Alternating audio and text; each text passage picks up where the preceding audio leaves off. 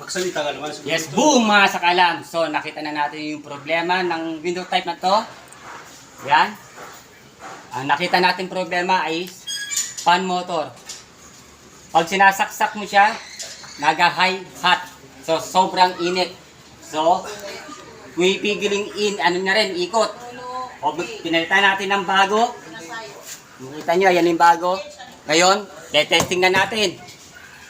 Kung hindi na nagiinit at kondisyon na ang window type na to. So, saksak natin.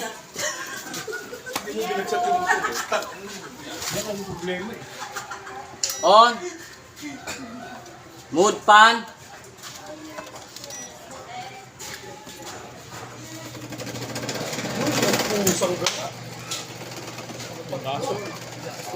Tayo. Yes, boom mga sakalam. God is good.